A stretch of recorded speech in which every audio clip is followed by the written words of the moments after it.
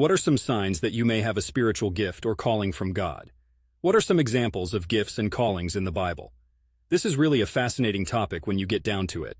People have wrestled with the idea of spiritual gifts and callings for a long time, whether you're religious or not.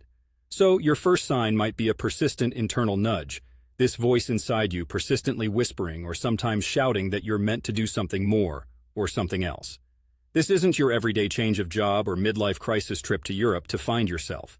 It's a feeling deep in your guts that there's a purpose or task you are uniquely equipped for, a role in the grand cosmic play, if you will. Then there's an unusual empathy or insight that you may possess. These could be moments when you just get people or situations without all the information. It's like your spiritual Wi-Fi has 5 bars, and you're getting the data package beamed straight into your soul. Now, onto some biblical gifts and callings. The Bible is chock full of examples. The Apostle Paul talks about spiritual gifts extensively in the New Testament. Things like wisdom, knowledge, faith, healing, miraculous powers, prophecy, distinguishing between spirits, speaking in tongues, and interpretation of tongues. You can find this laundry list in 1 Corinthians 12, 4, 11. There are more practical gifts mentioned too, like teaching, serving, encouraging, contributing, leading, and showing mercy.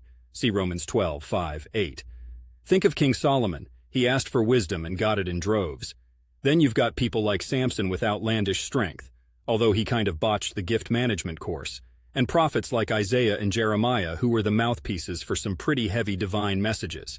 But let's jet back to modern times here in Portland, Oregon. If you're feeling like you've got a spiritual calling, it might be time to hit pause. Spend some time alone.